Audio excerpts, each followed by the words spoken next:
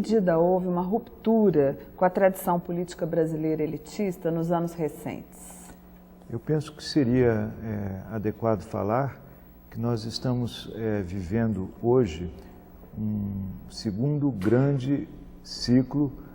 de ascenso democrático no país. O primeiro ciclo podendo ser identificado como aquele que percorreu a década de 50 e foi interrompido brutalmente em 1964 com um golpe militar. Este primeiro ciclo de ascenso democrático no país foi responsável pela afirmação de direitos importantes, criou experiências democráticas relevantes até hoje para o Brasil e significou um período de incorporação, um primeiro momento de incorporação de um contingente eleitoral mais vasto. Basta pensar que até 1930 apenas uns 3% dos brasileiros votavam. Então nós tivemos, no período que vai de 46 a 64, uma primeira experiência de uma democracia eleitoral mais ampliada. Nós tivemos nesse período a formação da experiência, por exemplo, da alfabetização popular do Paulo Freire. Então, a consciência da necessidade de se expandir a escola pública, campanhas memoráveis pela formação da escola pública e da universidade pública no Brasil. Nós tivemos nesse período, de modo inédito, a formação de amplos movimentos pela reforma agrária, também nesse período, que continuam até hoje, mas que tiveram nascimento nesse período da vida democrática brasileira. Nós tivemos experiências importantes, como a experiência do prefeito de Recife, Miguel Arraes, de urbanização de favelas. Nós tivemos, nesse período, um primeiro momento de grande afirmação nacional do povo brasileiro, com a criação da Petrobras, com a construção de Brasília, com a afirmação cultural intensa através do cinema novo, da bossa nova. Foi um período, então, de grande recuperação de autoestima dos brasileiros e é um período, então, muito criativo na vida brasileira. Mas ele foi limitado porque os partidos de esquerda não tinham direito legal de participar das eleições, ainda havia uma quantidade muito grande de analfabetos no país e os direitos das mulheres não compareceram na agenda democrática do país naquele período. Enfim, havia um conjunto de limitações. Nós podemos identificar que a partir de meados dos anos 70,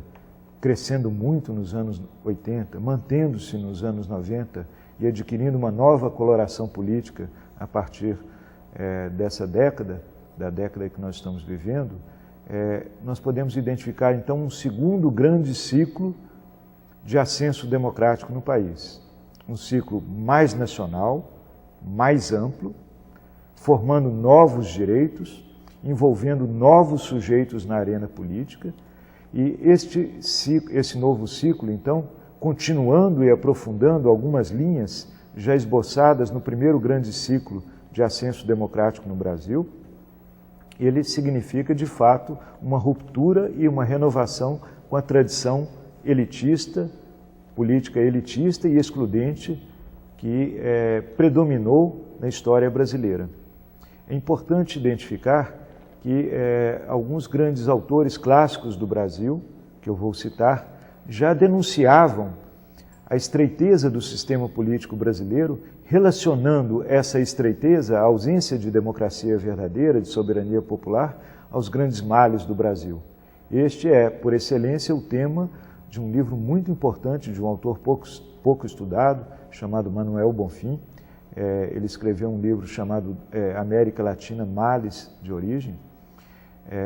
foi publicado por volta de 1906, em que há uma denúncia clara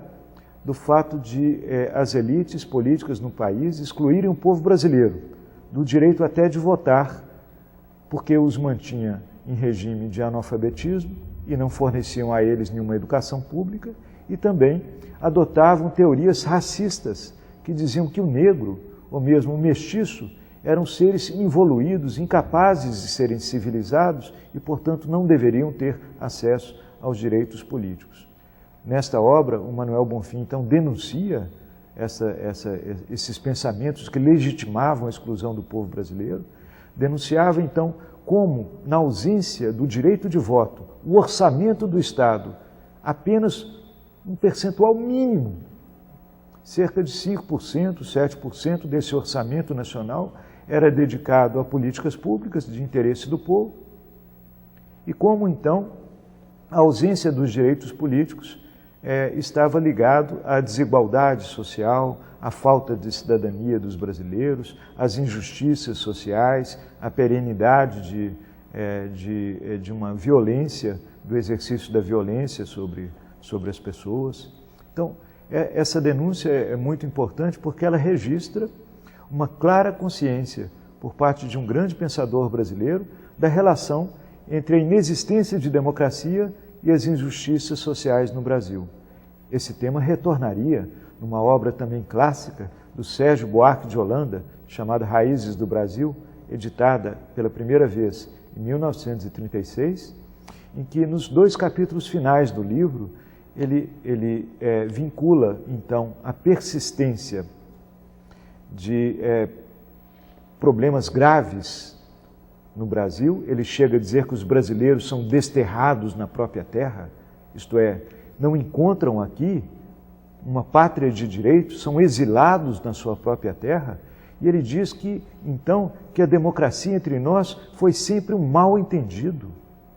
que nunca houve de fato uma democracia, que era necessária uma revolução vertical no Brasil, não um arranjo de elites, não uma conciliação de elites, mas uma reforma profunda no sistema político e social que permitisse que nós acabássemos de fazer a transição iniciada desde o fim do trabalho escravo. O fim da escravidão não trouxe a cidadania, porque não houve democracia, segundo Sérgio Buarque de Holanda, e era necessário, então, produzir essas reformas profundas no Brasil. O tema também da ausência de democracia organiza toda a leitura do Brasil da obra de um grande pensador, que é Raimundo Fauro, em Os Donos do Poder, que denuncia que o poder sempre foi num regime patrimonialista, desde a fundação do Estado Nacional, desde a tradição colonial portuguesa, sempre houve um regime assimétrico de direitos e deveres, isto é, uma pequena minoria que se adonava do poder para seus interesses econômicos e excluíam da cidadania a maioria da população. O remédio para o patrimonialismo brasileiro, na visão do Raimundo Fauro, era a universalização da cidadania, a formação do brasileiro enquanto cidadão